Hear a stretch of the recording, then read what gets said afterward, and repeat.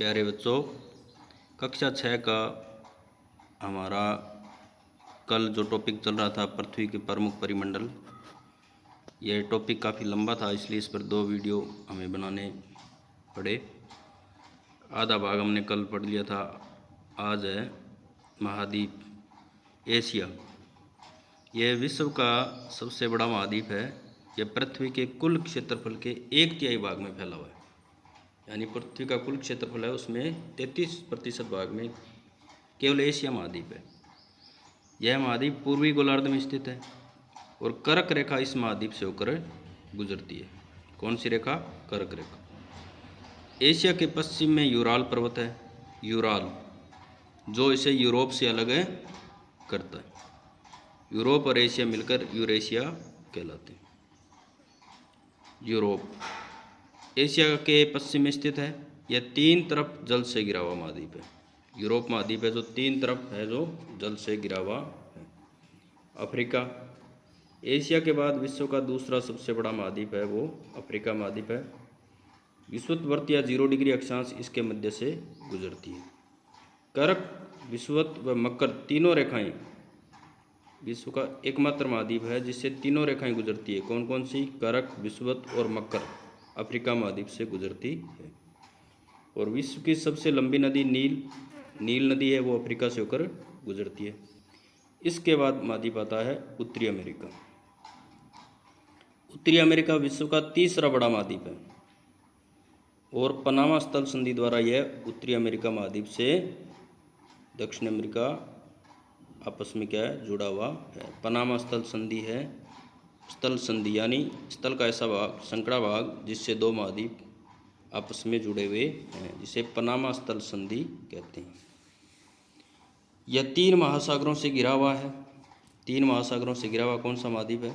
और 3 महासागर कौन कौन से हैं? कमेंट में आप बताएं ज़रूर। और वीडियो का अच्छे से अध्ययन करें और आगे की क्लासों में ये बेसिक नॉलेज है, क्योंकि कक्षा 11 के अंदर ये सारी चीज़ें पढ़ाई जा रही है विस्तृत रूप में।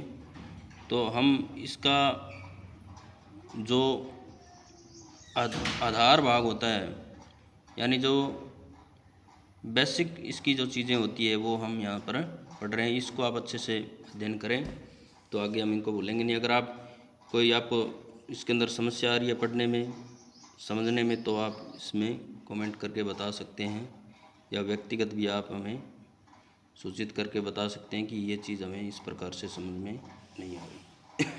इसके बाद है दक्षिण अमेरिका। विश्व की सबसे लंबी पर्वत श्रृंखला एंडीज इसके उत्तर से दक्षिण की ओर फैली हुई है। एंडीज पर्वतमाला है, वो दक्षिणी अमेरिका महाद्वीप में है। और दक्षिणी अमेरिका में विश्व की सबसे बड़ी नदी अमेजन भी बहती है। अमेजन नदी विश्व की सबसे बड़ी नदी, अभी बड़ी जो नदी है वो दक्षिणी अमेरिका में बहती है।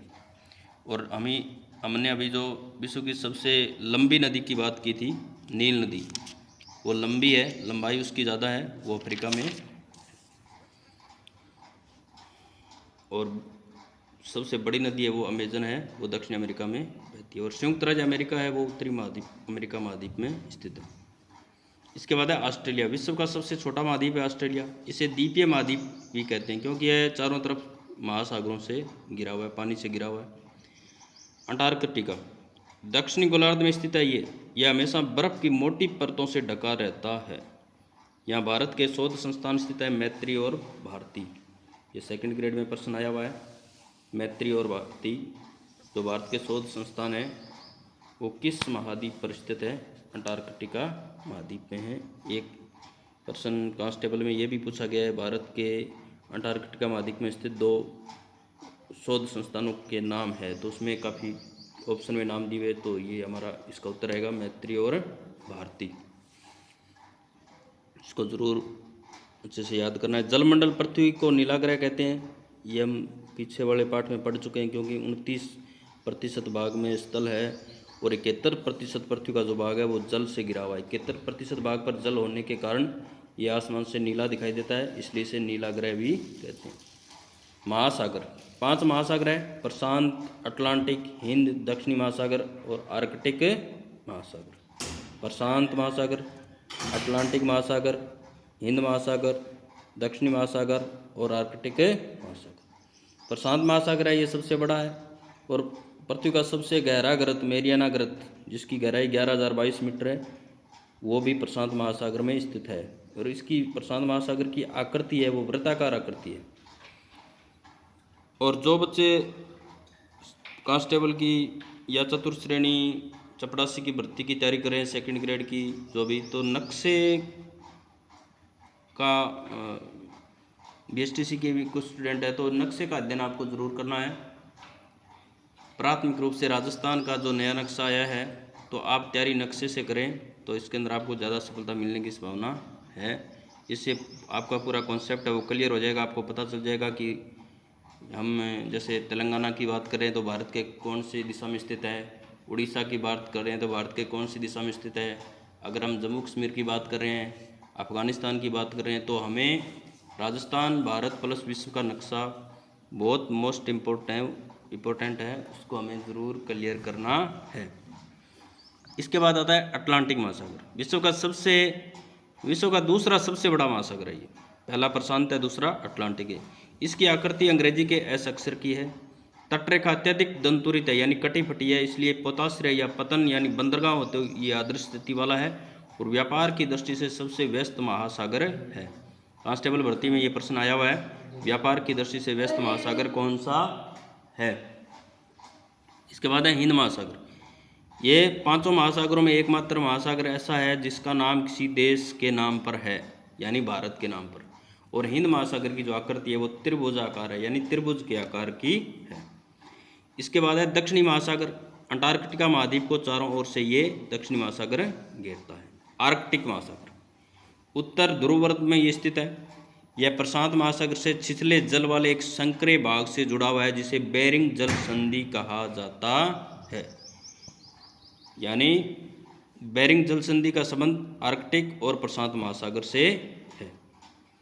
वायुमंडल, हमारी पृथ्वी के चारों ओर गैस की जो परत है यानी गैस जिस चारों ओर से घिरी हुई है हमारी पृथ्वी जिस गैस से, उसे हम क्या कहते हैं, वायुमंडल यानी वायु का आवरण। वायुमंडल 1600 किलोमीटर की ऊंचाई तक फैला हुआ है, जिसमें 5 परतें प्रमुख रूप से है। क्षोभमंडल है, ये 13 किलोमीटर की ऊंचाई तक है। बादलों का बनना, वर्षा का होना, ओले गिरना। अब ये टॉपिक जो है कक्षा 11 में कल मैंने पढ़ाया था। तो कहने का मतलब ये है कि जो छोटी चीज़ें हैं वो छोटी क्लासों में दी जाती है, उसका ही विस्तृत रूप यानी बड़े विस्तारित रूप में वो बड़ी कक्षाओं में आती है। तो अगर हम छोटी क्लासों से उसका अच्छे से अध्ययन करते रहें तो हमें इसका बेहतर बेसिक नॉलेज जो है वो हम क्लियर कर सकते हैं। तो इसलिए समझना आपको है, अगर समझ में नहीं आ रहा है तो वीडियो को बार बार देखें और इससे संबंधित कोई आपके शंका है तो उसको भी आप पूछ सकते हो। और वीडियो को पूरा देखें क्योंकि आपकी सहायता के लिए इसको बनाया जा रहा है। समताप मंडल, वायुयान जो उड़ते हैं वो समताप मंडल में उड़ते हैं क्योंकि यहाँ पर बादल, वर्षा, ओले, आंधी इस प्रकार की कोई चीज़ें नहीं होती है। ओजोन गैस यहाँ पर पाई जाती है। इसके बाद मध्यमंडल और इसके बाद है आयन मंडल। रेडियो तरंगें विकृत होकर पृथ्वी पर वापस लौटती है आयन मंडल से। और उसके बाद है बहिर्मंडल।